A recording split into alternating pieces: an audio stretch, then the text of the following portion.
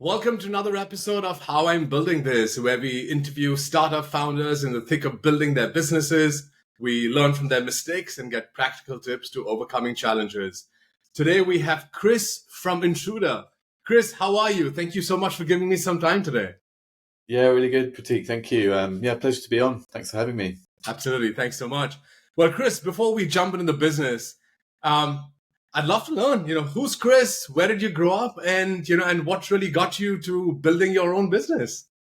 Yeah, good question. I grew up on a farm in the UK. So my dad's a farmer, and it's a bit of a surprise, really, that I ended up hacking into computers for a living and living in the city. But he's okay with it, luckily. So yeah, I still go back to the farm every once in a while. But yeah, I guess I grew up kind of really excited about technology, and I used to take things apart.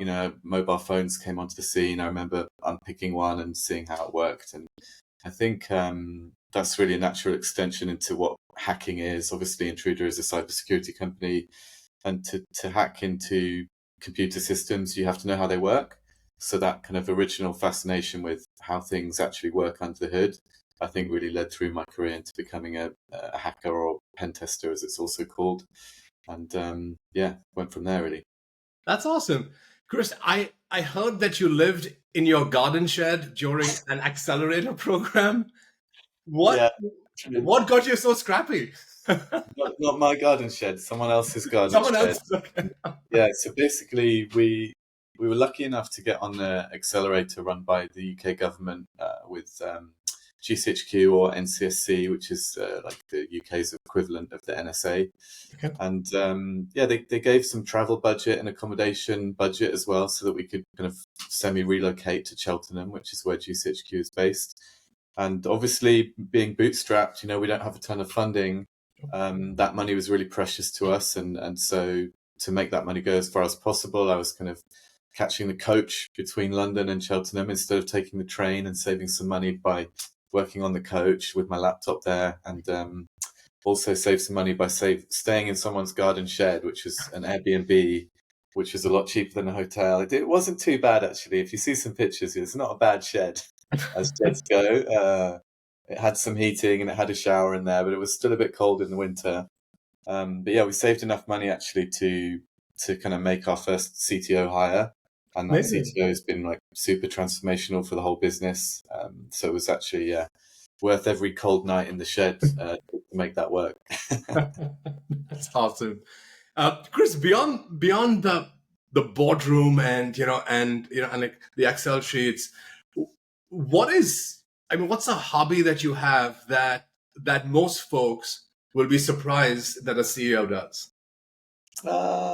Probably a bit of gaming, I suppose. Ah, A bit of Xbox gaming with the boys every once in a while. I used nice. to play a fair bit. I found it actually, I took it up again after I started the company, because I think gaming sometimes is a very good escape mechanism. It just really helps you switch off, it transports you to a different realm, and Yeah. really helps take your focus away. Because otherwise, the kind of business thoughts are always in the back of your mind, whether you're going to bed or waking up or in the shower. It's kind of constantly on your mind. So I did find that kind of gaming was a bit more of an escape and quite useful. But over the years, I've shifted it a bit more to other activities that are a bit more kind of healthy, like swimming, running, a bit of yoga. I find the added mindfulness you get from some of those things is better than what you get from kind of playing games and sometimes getting angry with them, if that makes sense.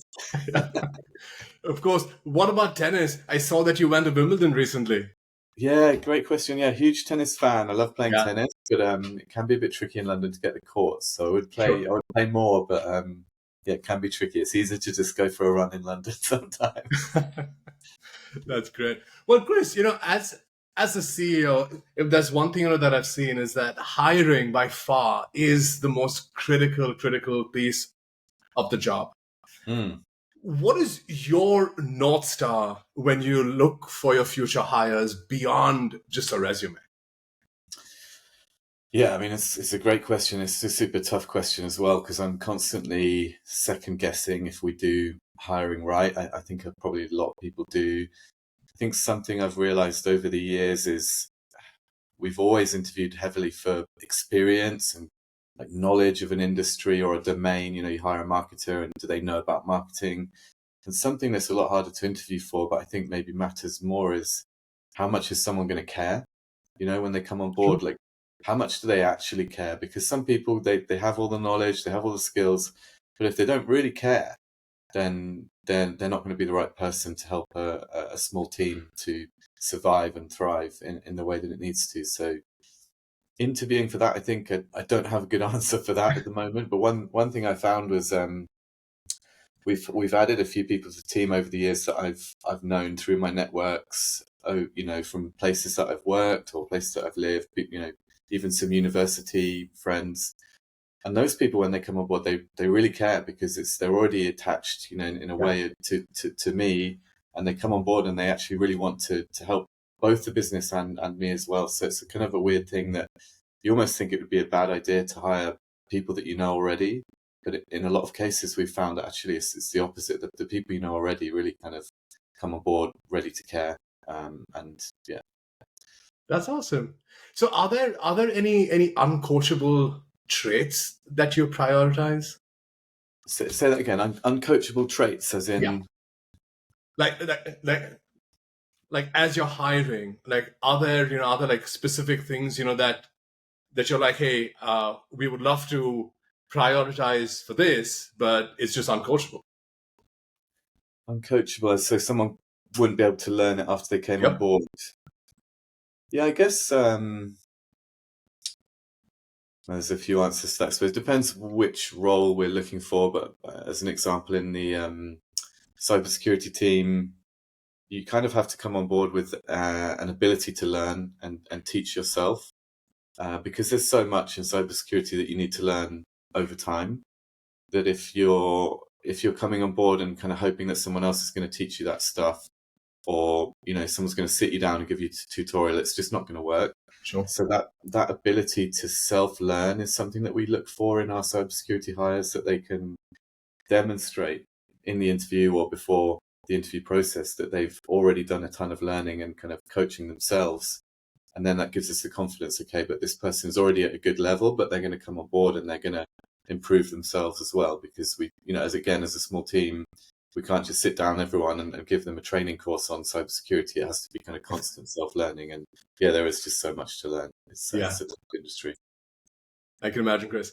When it comes to company culture, especially at your stage, it starts to solidify. So how do you see the way that you hire and your company culture mesh together?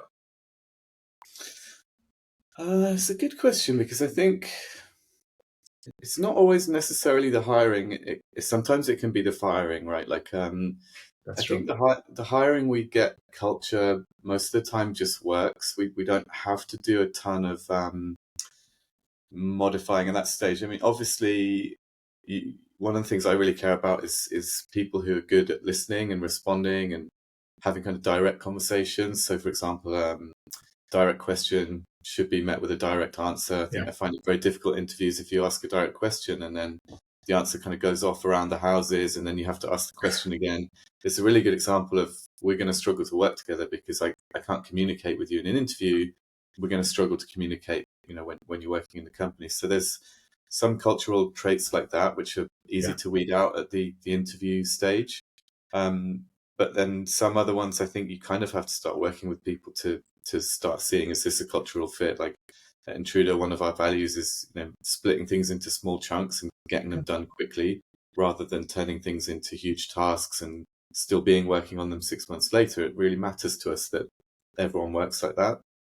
But that's quite tricky to interview for, and we find that sometimes you have to wait until people start and see how they get on, and those are the things sometimes, unfortunately, we do have to let people go if they're unable to work in that way. They're unable to get something done. 6 months later, they're still kind of going around in circles. Sometimes that leads to us having to say goodbye, and that's where the kind of the real cultural fit comes in, which is pruning the team as much as hiring. And obviously, over time, you just want to constantly be improving that interview process to try to get some of this stuff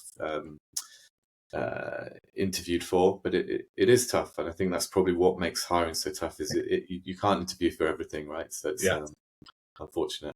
That's absolutely true. Chris, I'd love to, sort of have you reflect back on your journey as you were building the business. As a technical founder, how did you think about building out your go-to-market motion?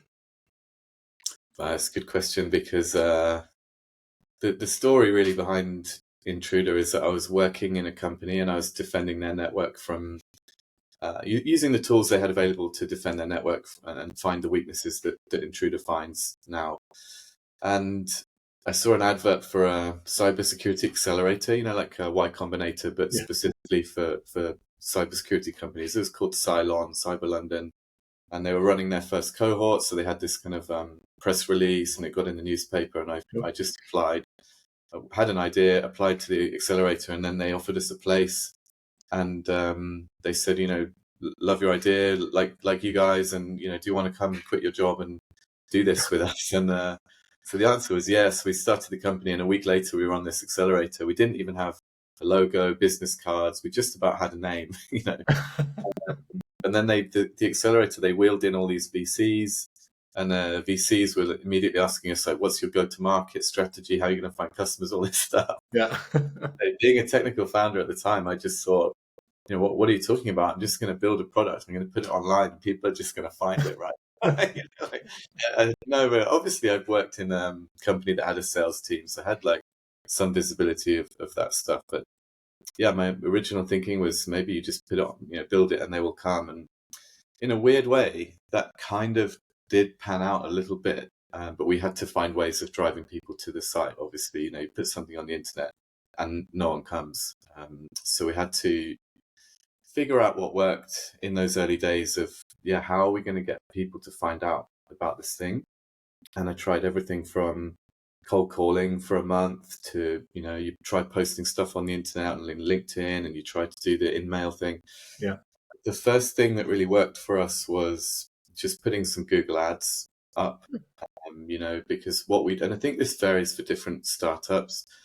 What we do is already a known thing, it's called vulnerability management, and people need to find their weaknesses. They go and they get told they need to do that by the company, so they go online and they search for tools that do that. And so we found that a good way to get in front of them at that point was just to hit them with some Google ads and drive them to the site, and then kind of convert them from there. And that was the first thing that we really got going. And then what we realized was going to work for us was just thinking more and more about how people find software. What do they do when they know they need some software? Where do they go to look for it?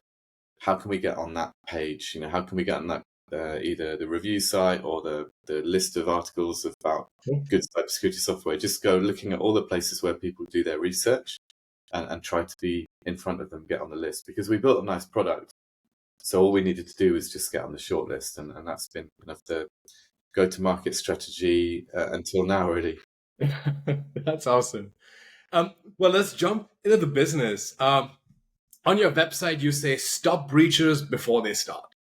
It's very clear, but I'd love to just learn, what problem are you solving, and typically for who? Yeah, great question. So when companies have technology systems, they put them online. Obviously, you access a ton of technology all the time, from this platform we're talking on right now to your emails and a ton of other stuff. All of that stuff goes online, and it can have weaknesses in it that hackers can exploit. So whether that's the vendor made a mistake and then they need to issue a patch, or they need to do an update, or you've configured it by accident, you've configured it in an insecure way, or you've set an insecure password. There's kind of hundreds of thousands of those potential weaknesses that hackers can exploit. And so when you're building technology, you need a solution which finds those weaknesses or helps you to find them, and then you fix them before you get hacked. And that's exactly what Intruder does. We find the weaknesses before the hackers do. We let you know, and then you fix them. Okay. It's called vulnerability management. It's been around for a while. And the innovation, I guess, that Intruder took was just to make it a bit more manageable. There's a lot of these, and they're really great, and they're designed for cybersecurity experts. But what I was noticing a trend in more and more companies needing this type of solution, but without having the cybersecurity experts in-house, or the ones that they did have were super busy and they just needed a tool which was faster and easier to use to get their job done kind of 10 times quicker. And that's really the gap that Intruder has played into. That's awesome. You have some very distinct competitors, for sure. How are you, creating your competitive edge against them? Yeah, I guess interestingly, we set out on a mission to make vulnerability management simpler and easier to use for companies who didn't have big in-house security teams.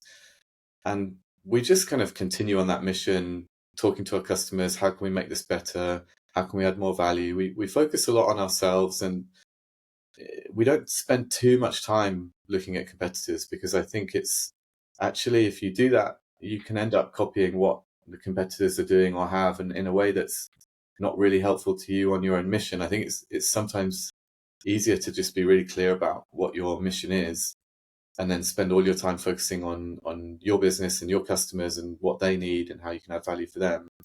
And yeah, there's some competitors out there. There's a few cropped up over the years, but Sure. yeah, we and there's plenty that were there before. And I think if you spend all your time looking at them, you would certainly burn a lot of brain cycles and maybe not get too far. I don't know, but That's for sure. Yeah, that's for sure. So, Chris, today, how are customers finding out about you? And essentially, what I'm getting to is, how has your go-to-market evolved from those accelerator days to now? yeah, I guess we've done a really good job of getting ourselves out there and in as many places as we can. So from the original kind of Google ads, we ramped those up. So we add more and more keywords. What could people be looking for? How would they go searching for what we do? Through to what review sites might they look at? To what top 10 sites might they be looking on? So you look at all the different places that people go looking, and you try to make sure that you're at least somewhere on the list, so that when they do their shortlist, you're going to be at least on the shortlist somewhere, and then the product kind of sells itself, or it does in our case. I think it doesn't for some of our competitors, and that's been what led us now to have 3,000 customers all over the world. And yeah, in a nice way, when you get that right, you find that people in Australia and the US are finding you, even though you don't have any people there. Yeah. You wake up in the morning and you've got a new customer in Australia because you went to bed, a customer found you, they did the trial, and then they signed up, and you wake up in the morning and nice, we're in Australia. It's awesome. Yeah. And yeah, over the years we've started to add more of an outbound sales team to the mix as well. So we're looking at, sometimes when the customer is a bit larger, they don't necessarily do that research piece, because they are constantly being bombarded by all the software vendors in the world trying to sell them stuff. So their view of the world is that they already know all the vendors in the space, and That's they're true. less likely to go on Google and type in, what's the best vulnerability management software. They're not going to do that step, because they think they already know all of the vendors in the space. So we're kind of looking at maturing how we go to market. At the moment, we're kind of 10 years into Intruder, and definitely some kind of GTM uplift in motion. And yeah, it's kind of a bit like learning to walk again, because there's a few challenges there that we're learning to have to solve. For example, when someone goes looking for solutions for the first time, you don't have to displace anyone. They sign up for 5, they like yours the best, they buy it, job done. Yeah. If you're trying to go into a bigger company and they've already got a solution, now the first question they ask you is, why are you better than these other guys? And then now I do have to care about the competitors, because now I have to ask that question, right? So definitely, it's an interesting time at Intruder. We're having to learn a few things from scratch again. And I guess that's just part of being a founder and a startup. A customer asked me the other day, do you still see yourself as a startup after 10 years? I kind of do, to be honest, because there's just so many more things that we need to do and get right. And I don't know if I'll ever not see it as a startup. But That's awesome, Chris. You mentioned that that y'all started to do outbound. Very intrigued though, because when you when you log into LinkedIn, for example, these days, everyone is talking about AI SDRs and AI everything, especially from an outbound perspective. How's that working for you? And how have you integrated all these AI tools to help your outbound team, of course, do that much better? Yeah, good question. So we haven't done a ton in the AI outbound space at the moment, and I wonder if why is because the AI inbound I've been seeing in my inbox has in some cases been extremely poor. So maybe Yeah, haven't been kind of exploring those solutions, but maybe also you wouldn't know it was AI if it was good, right? So maybe I've that's just true. failure bias, and the ones I've seen that definitely are AI are terrible. But I think what we've really started doing at the moment is just walking before we can run. I guess if you're going to automate something with AI, you kind of need to know roughly how it works first before you automate it. And we do that in a bunch of different places in Intruder, from how we build the product to how we build processes in the rest of the team. And so I think it kind of makes sense to figure out how to do that manually with a team of people, or at least a handful of people. And then once we get something working, maybe we'll look at bringing in AI tools to ramp it up and scale it. But in those initial phases of figuring something out, I think it kind of helps to not run before you can walk, and kind of employ the AI solution. And it'll be a very easy way to start sending a whole ton of emails out. Sure. But I don't know if it'd be the best way for us to learn kind of what works and what doesn't. But That's absolutely fair. What are some of the metrics that you are tracking as the CEO that sort of help you understand the health of the business? oh, a lot actually. Yes, we've been building data warehouse for the last couple of years Okay. because obviously we've been using a tool from day one to track ARR, net retention, Of course. new business and churn every month. So those are all the kind of the basics, I would say. Just growth rate per month, all that kind of Yeah. stuff. Any meaningful conversation you want to have after that about how you're really doing, very quickly you start to need more information about, how is the licensing broken down, which plans are working, which are, 1 month to the next, which Google campaigns are working. So we found building that data warehouse to be a lot more useful than I think I even realized it would be. Okay. It's more and more answering more and more questions that we have on a weekly basis. Getting to that next layer of information has been super useful for us. So yeah, even at a small, we're 50 people and 10 plus million ARR, and that feels early still in terms of kind of scale, but the data warehouse is really kind of paying dividends at this point. That's awesome. I mean, looking at your background, the one thing that I was always thinking is that you would really be the right person to sort of understand around AI deployments, especially when something is, of course, in mission critical. So, from your perspective, how can a company be careful as well as pragmatic, especially when it comes to any AI deployments that are mission critical? It's a good question, partly because this is a topic that's been discussed a fair bit with us recently. We're looking at how we bring AI into the platform. Okay. And when we say AI, a lot of people kind of mean LLMs by default, right? Like it's the major advancement behind ChatGPT and a lot of the stuff we've seen is large language models, and what they are is predictive engines. So you give them a prompt and they kind of finish the sentence essentially. They give you the most likely answer to what you've started the question with. And in some cases, it's known as hallucinations. The LLM gives you like a likely answer, but it's actually wrong. And that can be fine if you're writing a poem, Sure. and you want to, or you want to ask it who's headlined Glastonbury, and one of the answers is wrong. It's not the end of the world. Yeah. When it comes to cybersecurity or mission critical systems, those kind of errors can obviously be either catastrophic or, very bad, at least. So for us and anyone looking at mission critical systems, I think obviously you have to say, is AI ready, or are LLMs ready for this right now? And the answer might be no, right? The answer might be that the state of play right now is that they're good for a lot of things, but maybe not good for anything where it has to be guaranteed to be right every single time. Like flying a plane, for example, Sure. controlling the instruments on a plane, you're not going to put that down to an LLM, and then it's just going to hallucinate some kind of bad instruction for the wings or something, Yeah. So yeah, it's proceed with caution. I suppose it's incredibly powerful and awe-inspiring, the stuff that you can get from an LLM already, and that's only going to get better. We're obviously looking at a ton of stuff that can be achieved in cybersecurity and particularly in our company. But yeah, it's also proceed with caution for now, I think. Yeah, that's true. Chris, as a business that has about 50 employees today, how are you ensuring that, CS, marketing, sales, everybody is working together in a manner that is ensuring that the business is moving forward? Ooh, good question. I mean,